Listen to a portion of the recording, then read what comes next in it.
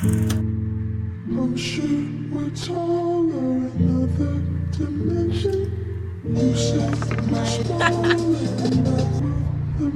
Wow. It's very pink. Yellow thing. Oh. clearly this is it.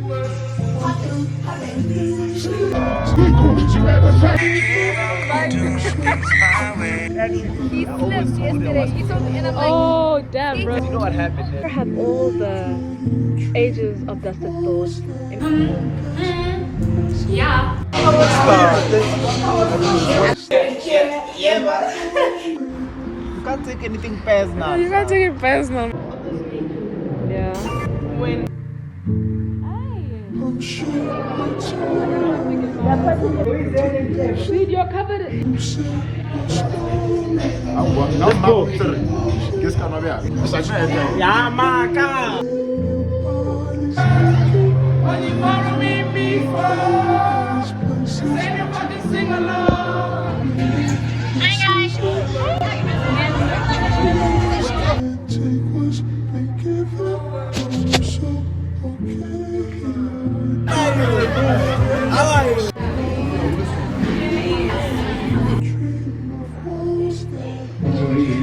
Dream of walls that Veta. Veta. Veta, you know, guys. freeze apart.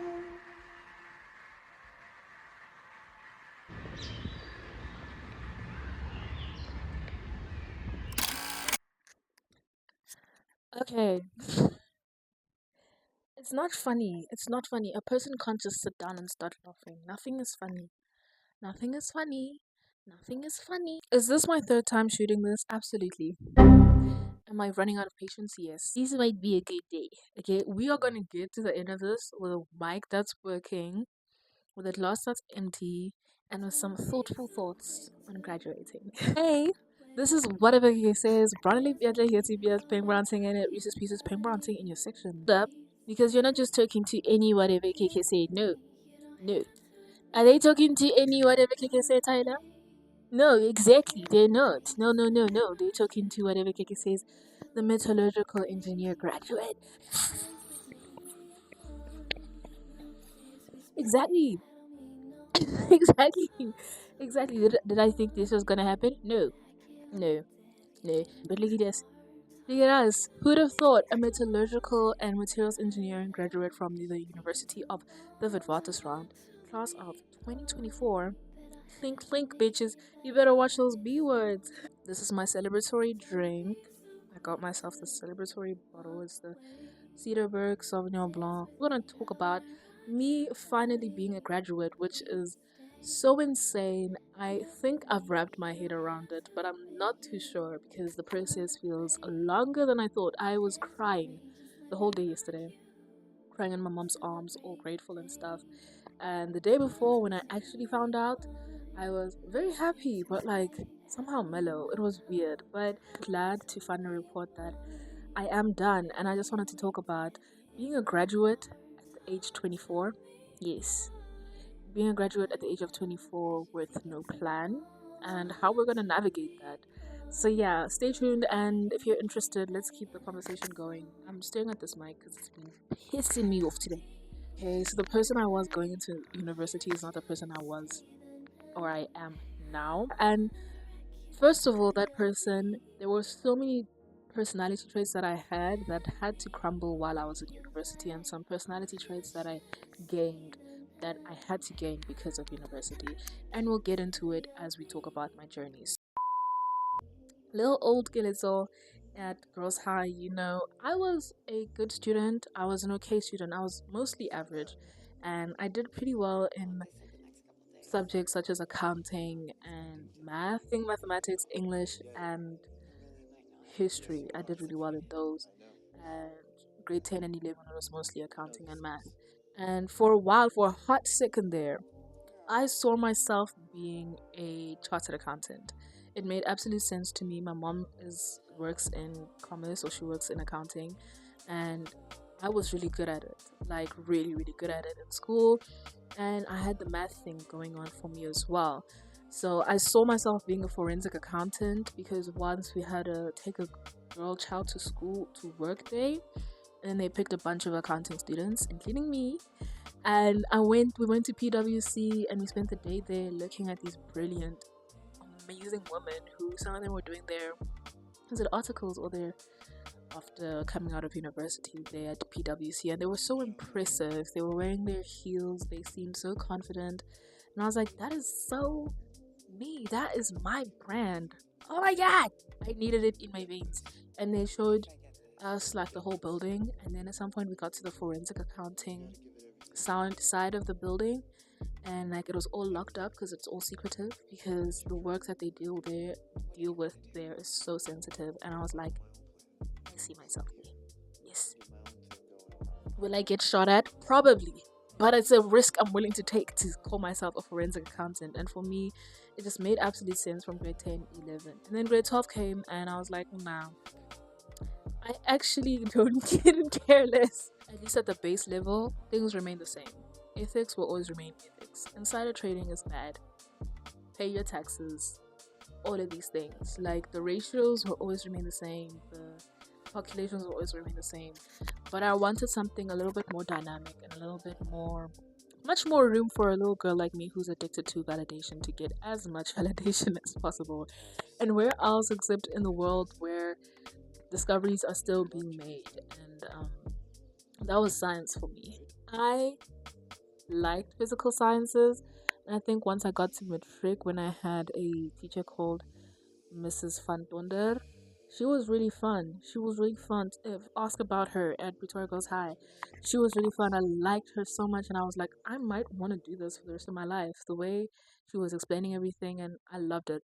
And I was like, okay, fine, I want to do something in chemistry. I'm not very good at chemistry, but I wanted to do something in chemistry, and I was like, okay, I'm gonna apply the chemistry. I don't want to just study chemistry as a subject or the broad level of it, but I want to be able to apply it. And when I looked at the world and applying things in science, it just made sense to go somewhere in engineering. So I applied for chemical engineering and metallurgical engineering, which is a sort of chemical engineering, but just way more in a certain field. And I also applied for civil engineering, while knowing that I had no interest in civil engineering whatsoever. And yeah, I got into metallurgical engineering at Wits, and I got into chemical engineering. No, I also got into metallurgical engineering at UP, and then they gave me a space for chemical engineering. But I wanted to be at Wits. I can't really explain why. Well, I know why. I just didn't want to be at UP. I was like, I want to go to Wits. So rather we go to Wits and sort it out from there. Does that make sense to the regular person? No. Does that make sense to me? Still doesn't. But I did. I packed up my little bags. I passed my matric um, well enough. That's the thing with me, is that I wasn't necessarily striving for like crazy distinctions or great marks. I was just trying to do really good or well enough to get into university. And I did so with not necessarily minimal effort, but not necessarily 100% of my effort. And I got into it, and I was like, okay, on we go. Get into common first year for the engineering at VIT. So that means all the engineers, aeronautical. I think the only people who have it kind of different are the biomedical engineers. But everybody has the same type of courses, and then your electives are the languages and the BA thingies, which I did international relations. But I did that, and guys, honestly, when it comes to first year, to be completely honest, there was a mind shift that I needed to have that I had not had yet. I was looking at my stories from first year on my Instagram today, and the things I was posting, the things I was calling myself, like Justin J, JUST, network control for no effing reason at all. I was just calling myself those things. I was just doing whatever. There was this one outfit I saw myself wearing. It was literally just, I can't even talk about it. Once, twice, three times, damn it, Tau. It was so bad. Like, I was literally in Joburg, yes, for school. I would attend because one thing about common first year is that you're in classes or in a lab or in something from 8 to 4 every day of the week. So I had to go. But I wasn't applying myself. Not much. I'd get back to Riz, chill with my friends until I'm really tired, and then I wake up make sure I'm on the bus at 7:30 the next morning, carry on, you know? And so, slowly but surely, you write tests, you start to see, hey, Vanna, things are tough here, things are very cooking, you know? And I needed to have a mind shift to wake me up, to get me to realize that things don't come as easily as they had come to me when I was in matric, but that mindset never came in. So first semester, I passed all my courses. I barely passed physics 1, but I was like, ooh, haha, I got away with it. Carry on with my crazy fun life. In semester 2, I lost like 2 phones. I was just living a life. I don't want to talk about it. And that life eventually caught up to me because semester 2, I failed 3 of my modules: engineering chemistry, which is crazy for someone who wants to be a chemical engineer. I failed applied physics, and I failed physics 2, which, even when I found out, I didn't believe it. There was this invincibility thing that I had managed to hoax myself into during matric and during my first year, that like I can figure it out. Like, it was really tough. Those exams, I remember exactly how it felt during those exams. I think that was the first time that I started just having really bad ideations about myself and stuff. But those exams were really tough. But that's because I had not put in. It was a really tough semester as it was, I won't lie, but I hadn't really put in much work at all. Like, I was just drifting by.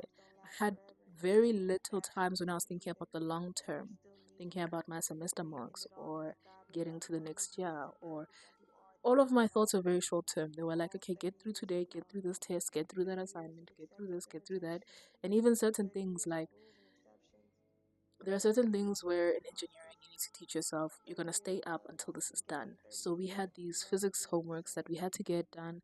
And by the end of the semester, I had barely done like 20% of them because I would choose sleep over getting those done. And for me, there was nothing telling me that, oh, like, you're in trouble here. Luckily, because the system is in your favor, at least as a first year, you go back in, they're very forgiving. They're like, okay, it's fine. It's your first term. It was your first year. You're just still trying to. So there's quite a lot of leeway with that. So I get back in, and I've taken a few more of the metallurgical engineering courses because clearly I couldn't transfer into chemical engineering having failed engineering chemistry. They were like, that doesn't. Oh, no. Which at that point was more of a blessing than a curse because I found that metallurgical engineering was way of a better fit for me in the context of living in South Africa, and also in the context of just the types of work that you do as a chemical engineer versus a metallurgical engineer. There's a whole lot of there's a better world of chemistry in metallurgical engineering than you experience in chemical engineering, because chemical engineering, it's very gassy. Let me just say that it's a very gassy world, and I don't really care for that. Trying again. That's when COVID hit, so I'm back at home trying again. Doing my introduction to process engineering. Luckily, that went well, and that also affirmed me in the sense that I like what I'm doing, because this mass balance stuff, it's vibes. This energy balance stuff, great stuff. You go on. I think I got like 2 distinctions. I got it in the engineering chemistry that I failed because I was trying my best to, and then I think in the economics concepts, fine. But guess what I failed? Applied physics. Applied physics? Like, applied physics. You're failing one thing twice? Applied physics? Today drained. That was so scary. And that's when the university was like, hey, babe, yeah, we don't want you here anymore. Yo, bro, I'm gonna pull my frontal and 3 bundles the fuck off. Wrote the applied physics exam, I failed it, and then I wrote the applied physics sub, and I failed that too. So it was really, really bad. It was so bad. And when they were like, yeah, we're done with you, I didn't sleep that evening. I was shaking in my boots. It was not a good time. I can't tell you how scary that was. And it was so scary because I was a person from how I grew up and just in general, my environment. I was a person who was very scared and full of fear and full of anxiety. A lot of the decisions that I had been making in my life in general and for a long time that I had been making in my life were built from anxiety and fear of failure and stuff, and from shame as well. So all of that built up, and I ended up not telling anyone that I had been excluded. I didn't tell my mom, I didn't tell my dad, I didn't tell my sister, I didn't tell anybody. Nobody knew. I just went through the appealing process alone, which is so insane to me because that's such like a future bending thing to have to go through and force yourself to go through it alone because of the amount of shame. And I appealed alone. I wrote those letters. I gathered the evidence. I did whatever I had to do. Um, luckily I had been visiting CCDU and their therapists over COVID, and I was just a very busy person during the time when I was writing that stuff because I was working at Walton's, because I was so it was so important for me to have money of my own at that point, because like I don't know, something about financial dependency is crippling. So that was also a reason like I didn't do well then, because I didn't give myself enough time to study because I was working. Fine. Luckily, because God breaks protocol for me, and like let's cheers to that. God breaks protocol for me, and because I'm also so well versed, because my mom went to university, my sister went to university, my dad went to university. I'm so well versed in the ways of university or university guidelines that I was like, no, I'm going to get back in. It's just like the grace of God, and just making sure that for me it was inevitable. I had to get in. There was no other choice. Like I got in, and then I got back into res. And when my mom asks, I'm like, oh yeah, no, everything went well. It's fine. I'm going back next year. Lies, lies, lies. The lies, Latoya's lies. Latoya's lies. Having to repeat this course for the second time now, and having to face the fact that I can't take as many courses that I could have, because they're saying, based on the conditions of my readmission, that I need to pass this, and clearly I can pass everything else inside, but I can't pass this one applied physics thing that is only made up of statics, which is the physics of things that are not moving, and mathematical modeling. So fine, I'm forced to do that, but it was really scary because I don't have a lot of course load, but I have a lot of shame. And I have no level of intentionality at that time because I'm just living my life like it's golden. And yet I'm seeing my friends. And at that point, also, I had a lot of friends who were doing like 3-year degrees. So I'm seeing my friends sort of gear up to almost finish their courses. And it was so, that's when I had to start doing very spiritual work for myself. I had already started my YouTube channel, but I was getting more into shadow work. I was getting more into yoga every day. I had to build a routine for myself because I didn't have much going on either way. And I think at that point, I had so much guilt and shame that it was really hard for me to even show up at school in general. And I think I could have taken that time to start immersing myself into other um, activities that would help me gain in terms of my professional career. It's just at that point I had never really realized that you're operating from a place of not even wanting to have a conversation about it. You're so avoidant about the topic that you're not thinking about the other possibilities in that moment.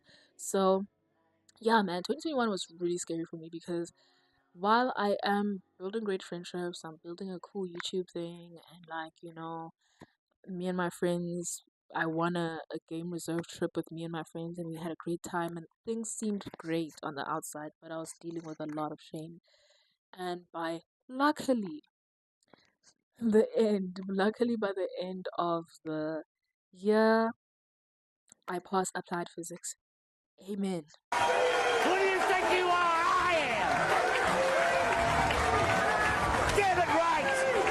Thank God for that. I passed applied physics by tooth and nail. I don't think I was ever gonna pass it well, and I have so much grace for myself for that because it's just what it is. It is what it is. And while I had gone into 2022 thinking that it was going to be more about like trying to figure out how to get myself back into chemical, I found myself being really, really grand. And in fact, way happy with being a metallurgical engineer, the hybrid system back then. But when I was learning about material science and engineering, I was like, okay, intro to material science. I was like, wait, for the very fact that chemical engineers don't do material science, that's a bit crazy to me. But it is what it is. I can't, they don't do things like certification. That's so insane to me. That's when I started to get into these things properly and figuring out what type of path I wanted to be on. And while I think the thing that normally had turned me off about metallurgical engineering was the process engineering, because of I had a very dull, boring understanding of it. It felt very geology core. But it was only in third year when we did non-ferrous pyrometallurgy, it's a really cool course, let me just call it that I was really like, oh, process engineering is also really cool, and it was such a rigorous course. And then third year also, because I had messed up so much within my first few years of university, most of my third year was only third year courses, and I couldn't take any fourth year courses, so it was very rigorous of course. And then I had thermodynamics and I had pyrometallurgy, which is more of the physical metallurgy side. And then corrosion. Oh, I loved corrosion. Engineering failure analysis. I wish I could scream in ecstasy, but I can't because I live with my mom and my gran. My level of intentionality, that became so important to me. The vision boards, the journaling, the making sure I know exactly what I'm doing every day, the having a Pomodoro technique, having a different technique of studying. So for me, it wasn't even anymore just like open, think, and then just believe that you've got it. It was more like, okay, let's just test that you've got it. Let's put a time limit on how much time you're forcing yourself to focus so that you have a good optimal level of focus. It's forcing myself to go to libraries or different environments so that I can keep my mind active while I'm studying. And yeah, I didn't really study with other people. I don't really enjoy working with other people that much, or at least studying, or but it was so like being so much more intentional about being a student. I remember there was a year, I don't know if it was like 2022 or I don't know when, but I remember my mom being like, the life you're living, you're not reflecting the life of an engineering student. And I thought she was just hating on me. I was like, does she want me to look dusty while I do this degree? But for her, it is more like, because she understands a university environment, she knows what it looks like for a hardworking engineering student. And I looked nothing like that, And I think I took away what I had to take away from those types of comments from Dr. Michael Budonren saying to me, you know what, like, even though you didn't come to my classes for the first year, because I thought it was online, swear to God, but even though you didn't come to my classes, you still understand the work well, you still understand it, you just need to put yourself into it, like you've got all the potential and you're really smart, just do it, and it was those types of comments and that helped me become a little bit more intentional about the studying that I was doing and the work that I was doing. So helping myself or making sure that I have other things going on outside of school, because for a long time when I didn't have things like my YouTube channel or going to music events or editing, stuff like that, when I didn't have things like that going on in my life, when the only thing that demarks how good or bad a person you are is your academics, and you've done bad or poorly in your academics, well, you don't want that type of feeling. It became very important to me.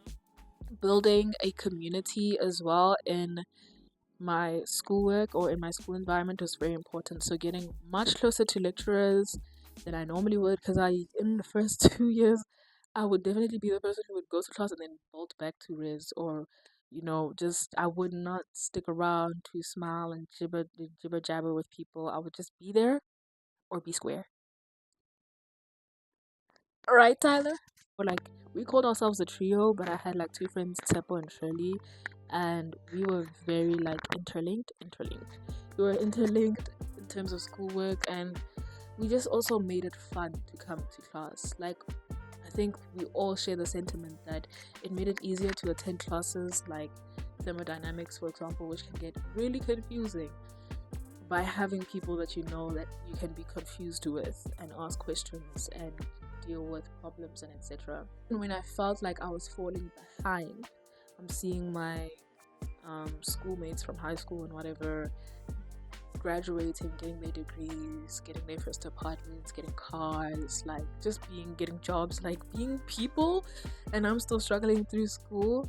It was so important for me to still feel like I had a level of community, and I can't help but thank people like my best friend Asanda so much, because she's seen me through everything, and yet she still had some sort of faith in me. I don't know where she fetched it, don't know, but she had it. Again, people like Setu, and also people like Tammy, because I have a friend called Tammy, and Tammy, not me doing the Grammy thank you speech, but just Tammy, him and I, we both, sorry to put your shit out there, dude, but like Tammy and I both failed applied physics twice, so we both had the same type of feeling like we're not deserving to be in these places, feeling like we're such a burden at home, feeling like we're not smart enough, or etc. And also people like Rendai, even though he might not be happy to hear his name on my vlog, but people that have some sort of unwavering belief in you even when you really don't see it yourself.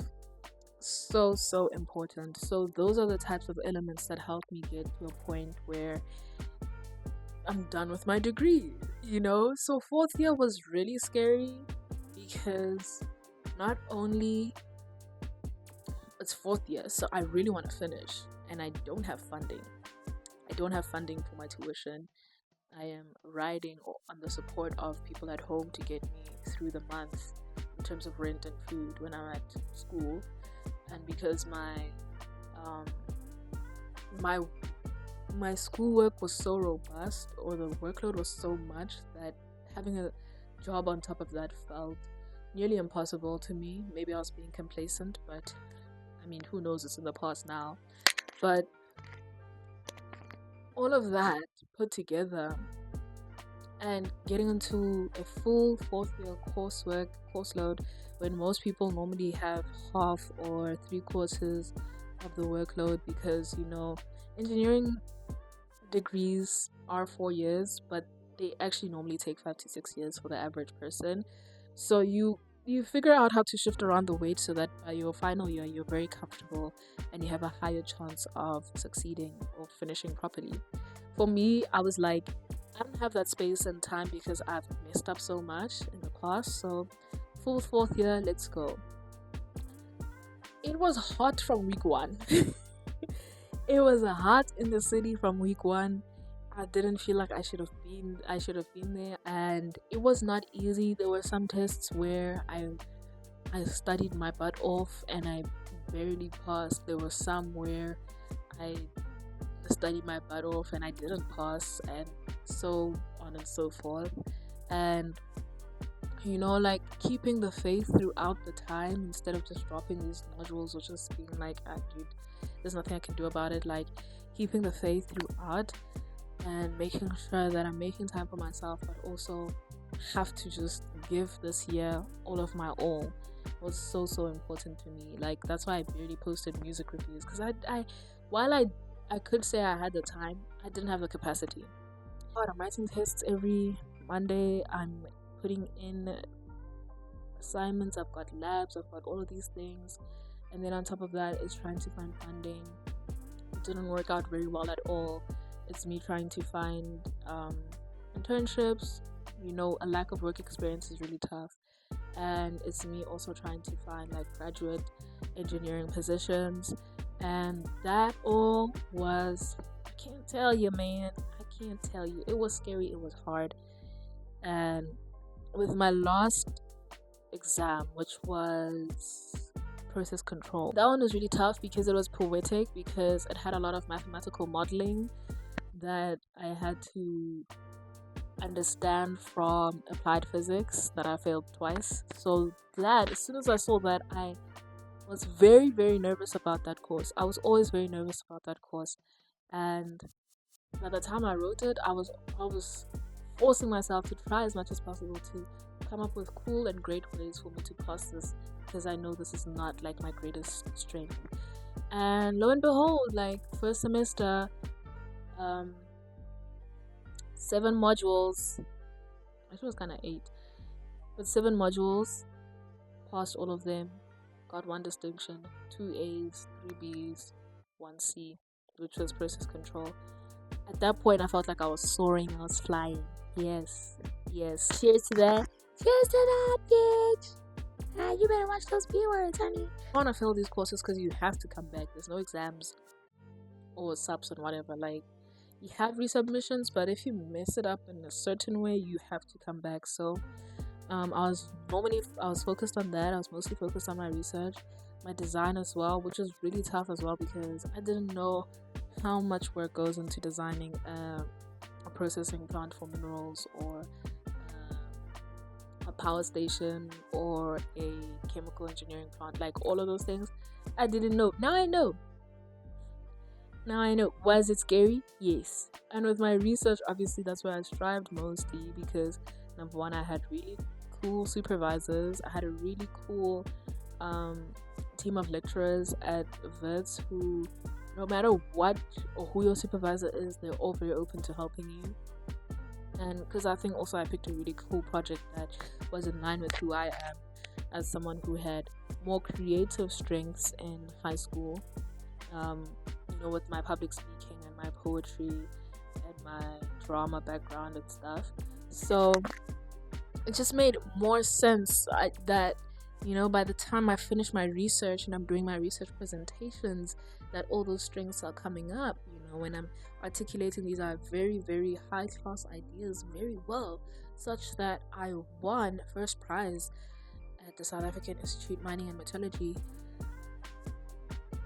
Student Colloquium meeting of 2024, which means my research, at least in the metallurgy aspect, came first in Southern Africa for mining and metallurgy.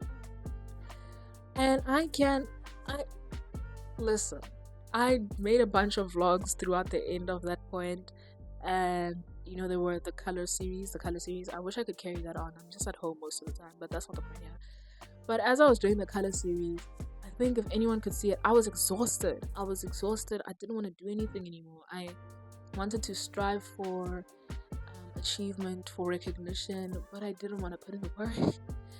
But somehow you just keep waking up and you keep showing up, and yet it just works out, So that was one of the biggest things for me. And I think with attending more things to do with like debating for SAIM and that as well, and being a student member of SAIM and networking with people around getting a job as a graduate and stuff, it's become a lot easier for someone like me who had no back work experience. It's become a lot more easier for me to look forward now with a lot more self-belief and with a lot more positivity, whether it be delusional or not. So I got to the end Friday. Yeah, today's Sunday. But Friday, found out that I passed design as well. So that means I'm a graduate. What you talking about? Yeah, I'm fine today, hey? And ting the owl too. Now looking out ahead as a 24-year-old engineering graduate with no plan. How do you move forward? It's a scary world out there. There are options for me. I just need to get them to say yes to me. You know what I'm saying?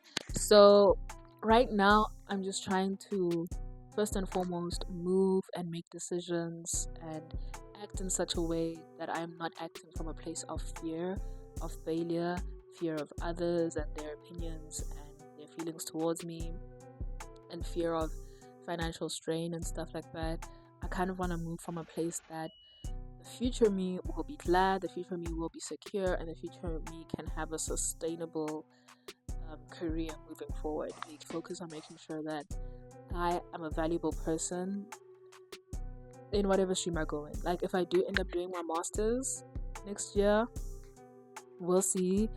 But I want to feel like I'm a valuable person there, and I feel like I have something to add. If I end up going into the workspace, which is what I'd prefer, then I can at least say, okay, I can back myself up, I can back up what I bring, and I have a clear vision of that. And that's what's so much more important to me, because I had such a narrow vision of myself coming out of high school and going into university, which I wanna give myself grace for that person, because I was so young, and also I was not that person. That version of me did not exist in a vacuum. That person or that version of me was informed by the world around her and by my experiences at that time. So there was no way of getting around learning those. I don't think I would have learned those lessons any earlier, to be completely honest. There's so many fear mongering attitudes going on right now, or just in general, the reality outside of the fear mongering. Reality is very scary. I was at the gym the day before, and this guy sits down next to me and he's like, "Hey, I haven't seen you in a while. It's been 10 months or something." I realized I don't know what the heck. I don't know who the heck this man is. Sorry to this man, but clearly we've met before, because as he describes us meeting, I'm like, oh wait, I vaguely remember something like that. And he's talking about, oh yeah, I see what you're doing. So clearly he has my Instagram. He knows what I've been up to. And I'm like, oh yeah, sure.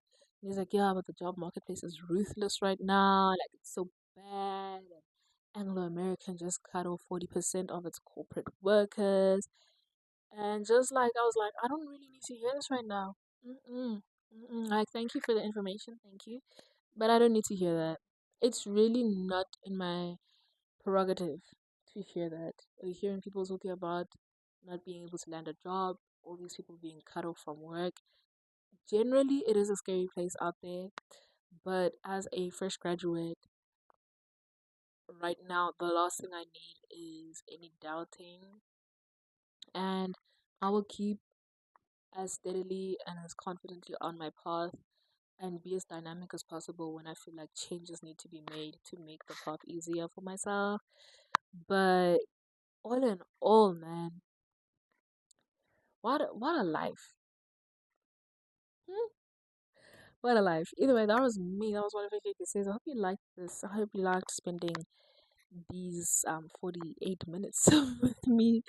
And I hope you enjoyed the video. Please make sure to like, comment, and subscribe. This has been whatever Vicky says. Brand new YouTube, paying brand thing in it. Pieces, paying brand thing in section. That's me. And I'll see you when probably next time.